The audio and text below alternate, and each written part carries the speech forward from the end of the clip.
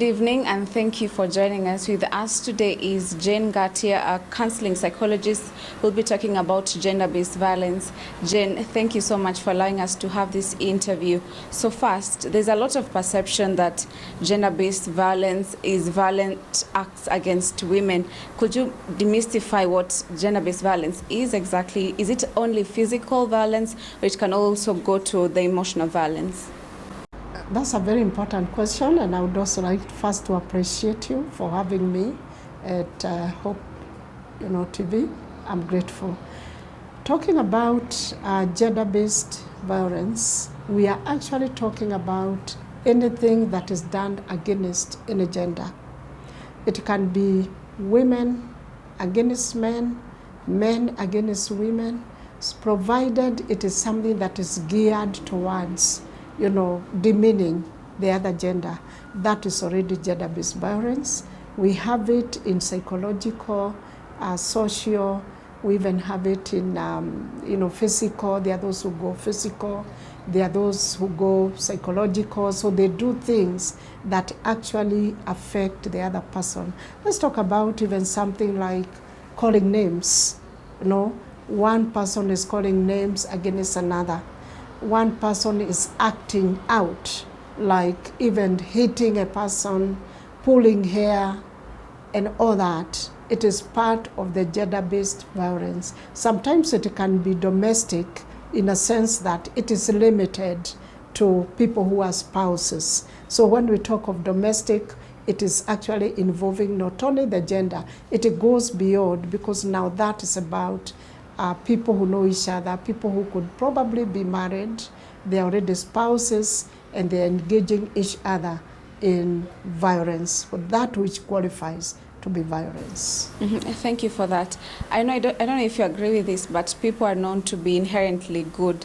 People walking down the street don't go around calling each other names or hitting each other. So at what point does one turn to hitting somebody they love, or calling a person that they love a violent name, perhaps?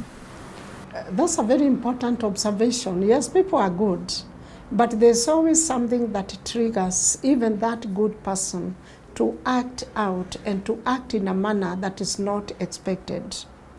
Now, whenever a person engages in gender-based violence, there is something that triggers that particular individual.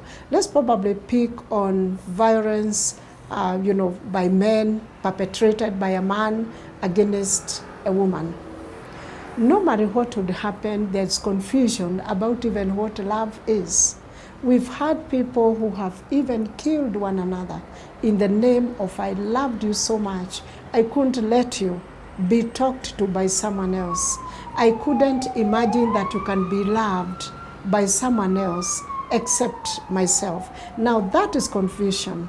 This particular person who is perpetrating the violence is actually in a confusion of what love is. And in most cases, they think that they are protecting the person, but they have personal issues, so that they are so mean, they are so self-centered that they can't allow this person to go. Now that is abnormal. It is not the right way to express love. A person who really loves the other would not want them harmed. But you see, they are harming them. So that is a kind of confusion. Allow me to call it love confusion. It is really not love, but in their opinion, they are protecting the person. But then the question would be, what are they protecting them from? And this is an adult, because gender-based violence normally will be perpetrated by two adults. So that's confusion, but in most cases, the person has issues. We even call them unfinished business. The person has issues they are not able to deal with, and this is the only person they have that think they would hang out with. This is the person they rely on for everything. They are actually dependent on the person. And so when the persons look like they are going away or they are breaking away, it becomes a crisis for the person who seems not to be able to deal with themselves. They live in the shadow of the other person. and that causes a lot of confusion. Yeah. I know you've mentioned that a lot of these violent acts are between adults, but sometimes the children are the ones suffering. For example, if it's happening in the home, what drives a parent to want to make their child suffer? If there's any psychological reasoning or answer to that? I would say that both the perpetrator of violence and the survivor, at least we call them survivor, at the time they could be seen as victims, but the survivor of violence as well, the person who is persisting and seem like they have some resilience, really it is not resilience. There is also a cycle. Domestic violence per se comes in a cycle.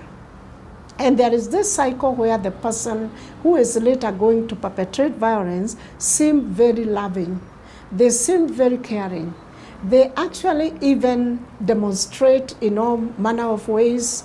They verbalize and they say, I care for you, I love you so much. That was just, I lost my cool, or I lost my anger, I don't know what happened. They really cannot explain. They are serious. They cannot explain why they keep hitting the other person. But this person who seems like they're resilient, that is also part of the confusion that comes up. The person could be reasoning, oh, I can't leave, I have children, I need to protect the children, but ideally that same children or child is going to suffer. Because when there are two people who are involved in a conflict of that nature, the child who is defenseless end up suffering. And that is not the right way to do it. So this person too has some kind of psychological stuckness, allow me to call it so, and they keep hoping that things will change. Could this person, after some time, take them for kind of like honeymoon? Actually, the stage of violence at that time is referred to as honeymoon. So they are taken out somewhere, there is good treatment, they may be bought even very nice gifts, something they have always desired. And the perpetrator of violence is now feeling sorry about everything.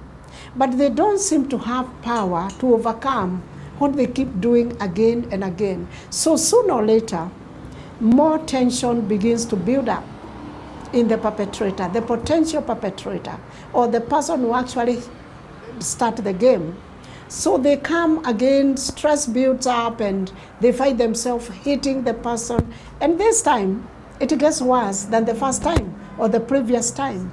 So there's always that reaction of they really want to get that energy out. It's like they're so energy packed, and somehow they want to exercise it.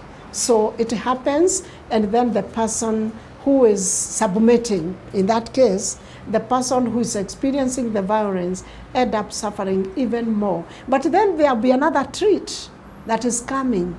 There's another honeymoon. So it's really a cycle. But the sad news about the domestic violence cycle is that every time it is repeated, it's in the same stage, it's worse than the previous. And that's how people get killed. It gets bad. It goes, the bad way, and the perpetrator end up hitting and even completely destroying the person who is giving in. So this person will stay. Sometimes because of cultural issues, my culture, one may argue my culture does not allow. I can't just walk out of my marriage. I mean, the person is so nice at times. I think it's just some, obsession that he gets once in a while. He's possessed. Maybe that's even better said. And, he's nice. He does it out of not his will, but it's like he doesn't want to do it. And he apologizes sincerely. So that is the domestic violence cycle. It's part of the gender-based violence. And a man could also be subjected to the same. I say that domestic violence and gender-based violence does not only happen to the women. It also happens to men who will be subjected to the same cycle again and again. And men have been killed by women in the same cycle. And men have been damaged You know, we have had things that have happened to men that have been perpetrated by the woman. It's the same thing. And then we shouldn't forget the issue of where the person is coming from. Most perpetrators of violence may also have been exposed to violence at some point in their lives, maybe when they were growing up.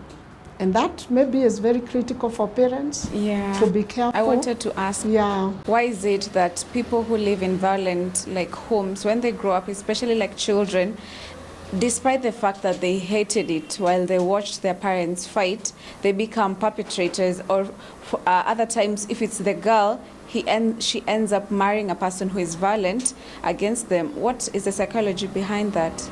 Well, there's a lot of psychology. It's a full package. We can try to unpack it.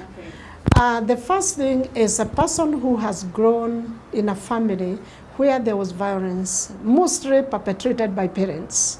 You know, there's the perpetrator and there is always the victim, you know, in that case. So that child is growing up thinking, that's how we sort out problems. When we disagree, this is how we sort it out. We have to hit the other person so that they comply. In most cases, when a person is hit, or they are called names, or they are just, you know, things are done to them, they are likely to comply. And with humility, as it were. So the child will learn thinking, that is how we sort it out. That's how we square it. And when they grow up, they want also to do the same because they saw the other person complying when they were actually hit, or their hair was pulled out, or they were locked out of the house or sent away, and all that kind of thing. So that now becomes the package that works for that particular family. There is another side of it.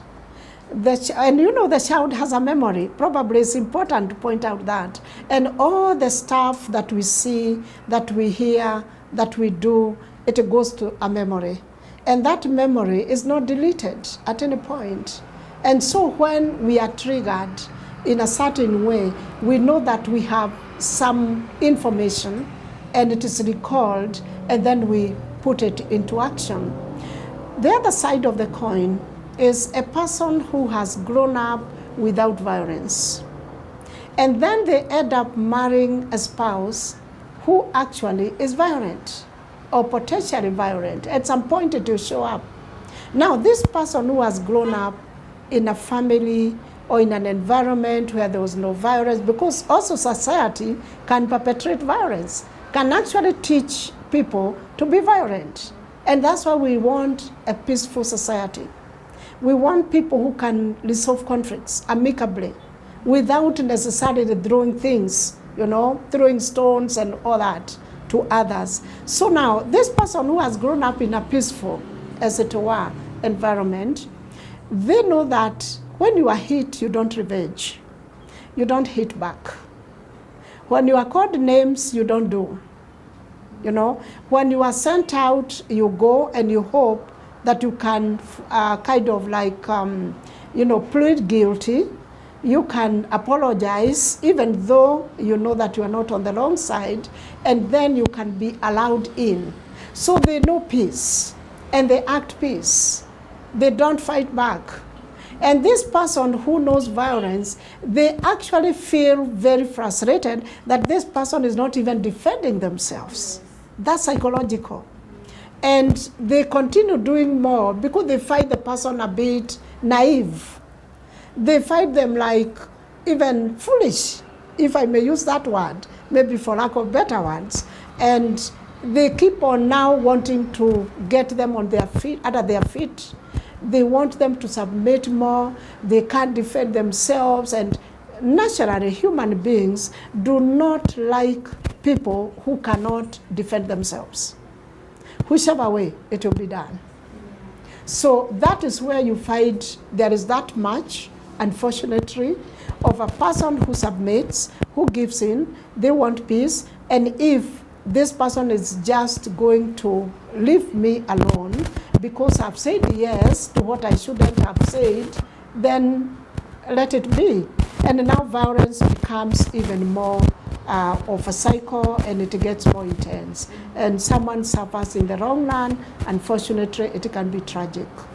Yeah. It's easier to report that you've been violated when it's a blow or somebody has slapped you or kicked you or cut you. But what of emotional violence? What extent can one report and say, this person is abusing me? Because when you go to explain, the other person looking in cannot understand what you're saying. You're being abused, but you don't have any marks or any signs to show that you've actually been abused. Well, abuse comes in many ways. Gender-based, domestic violence, emotionally, a person can be abused. Just being denied things that you know you should have access to. Talk of someone who was not even hit, they have no injuries, but they were sent out of the house and they spent the night in the cold. They were not hit, but they were denied the comfort that they needed. In some instances, the person is even denied food. That is not only physical, it is also emotional. The person is called names like, no, you can't do it, you are useless, and those kinds of words. It lowers a person's self-esteem. And what does it do? Self-esteem being the driving force of everyone. You know, that's what drives us. That's what keeps us going, because we have an esteem. We are looking forward to something. We know we are, and we can do, we are able. You know, that's self-esteem. So when that is abolished, so to speak, when I'm demeaned to a level of I cannot even speak to myself, leave alone to someone else, now that is a crisis, and that is emotional abuse by all standards, especially that calling of names and making a person feel, you know, so small in terms of they are not able and they are not useful to anyone. That can be very, very serious, and in itself it will bring the person down. You know, they'll hit the rock bottom and they have actually been abused. So it's not just about physical injury. Yeah. What does it take for a survivor to heal? I know we've said that people who grow up in violent homes tend to be the perpetrators when they grow up, perhaps. So are we saying that there is no healing that can take place so that one doesn't become a perpetrator? What forms of help should they seek so they heal from the trauma of growing up in a violent home? First of all, there's always help at hand. No situation is incurable in terms of the psychological help that may come. What I would suggest is when a person realizes that they usually like hitting, because it doesn't start when the person is married or has a spouse. It must have started long before. Even in childhood, with child psychologists, we are also able to tell that this child is likely to be violent as they grow. So if a parent notices that, assuming the parent is in charge and they are not the ones perpetrating, they need to do something. First of all, we need violence to stop. We don't need it. It doesn't sort out anything. It only brings chaos and everything negative, as it were. So now we need to stop violence. Parents need to seek help. One of them can take the initiative and seek help so that we salvage the future generation. We don't need children to learn violence from the parents. They can learn everything else that is good, but not violence. Now, when a person realizes that unfortunately they were exposed, would I say they are predisposed? They need to seek help from a psychologist, from a counselor. They need help. They can be helped to unlearn that behavior. Ideally, psychologists have it that all behavior is learned. The behavior that I have, that I demonstrate, and everyone else, it was learned. Yeah? So behavior can be learned, behavior can be unlearned, and unfortunately, behavior can be relearned. So at that point where they need to unlearn is where the counseling psychologist comes in, and they help the person to begin with small steps, baby steps. That is unlearning. And eventually they can learn to use conflict resolutions. They can learn to use anger management strategies that do not push them to hit the other person.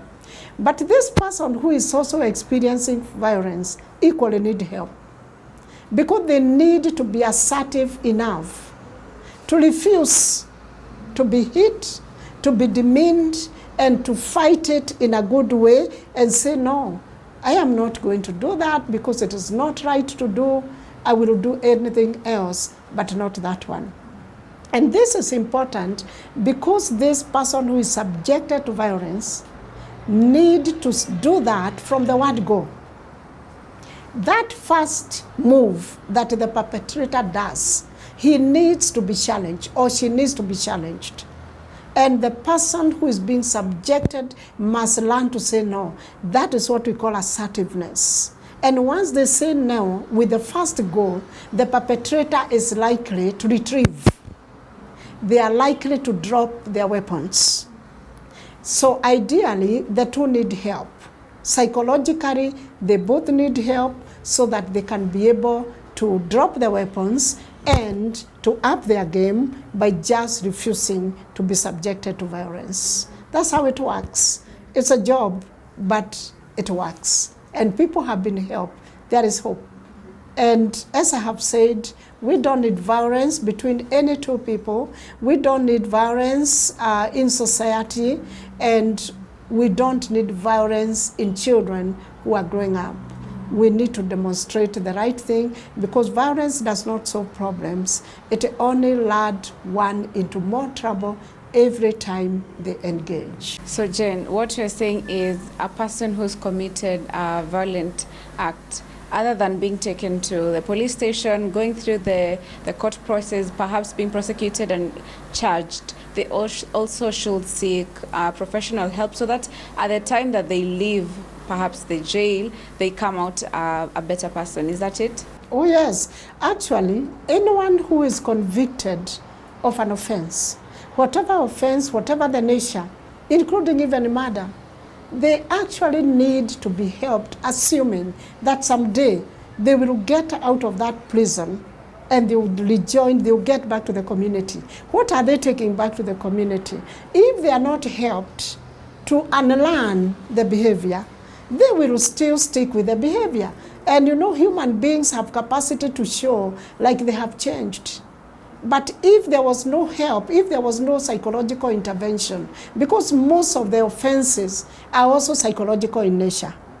Because before an offense is done or carried out, the person you have contemplated, they will also have planned. And then they carry out the plan, or rather they implement the plan. So that is a behavioral process. And the person needs help even when they are in prison. Because, first of all, this person does not cease to be a human with dignity. Even in prison, they are treated with dignity. So they need to be helped as persons. Separate the offense from the person by helping the person not to go back to the same crime. No wonder that people go to prison and they come out and they go back to the very offense or crime that they committed. It is because there was no help that was offered. Or if it was probably not offered in a way that the person completely decided willingly and consciously that they will not want to go back to that behavior.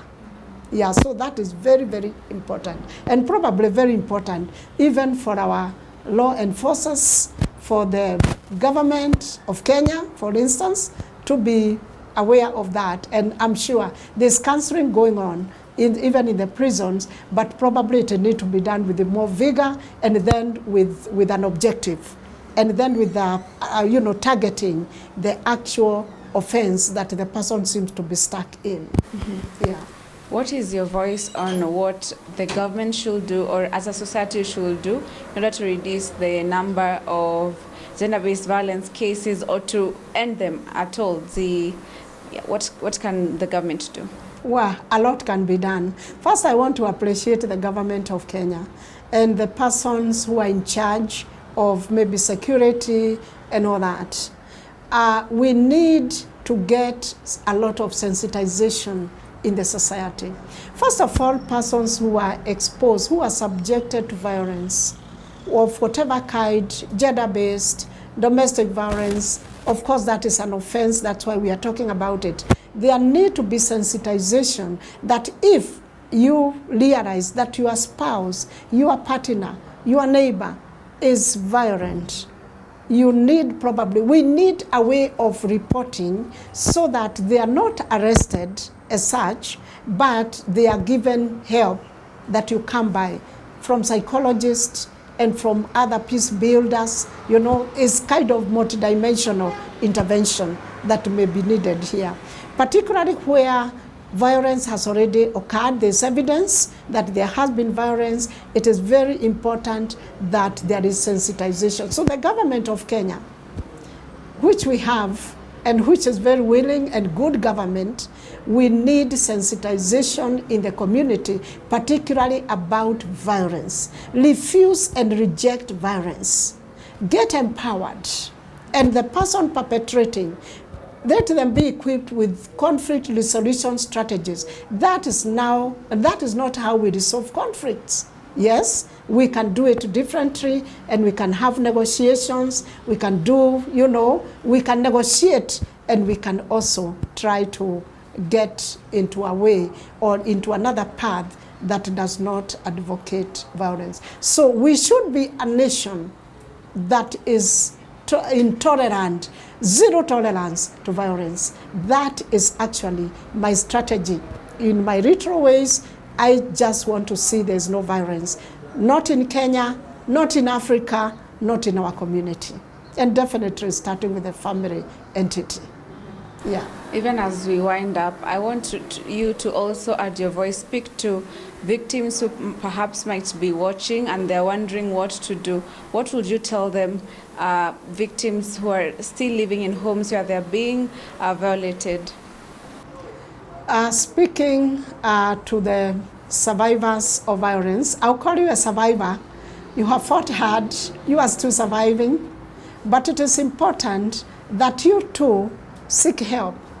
I guess your self-esteem may not be where it needs to be. I am also assuming, going by what violence can do to people, that you need more empowerment even to be able to say no to violence. You need to say no, seek help. We are available. Counseling psychologists will sort you out.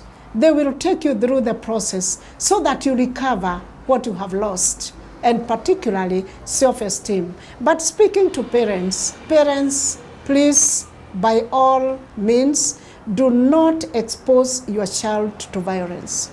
If there's a disagreement at the family level, can it be resolved amicably? Do not fight in front of children.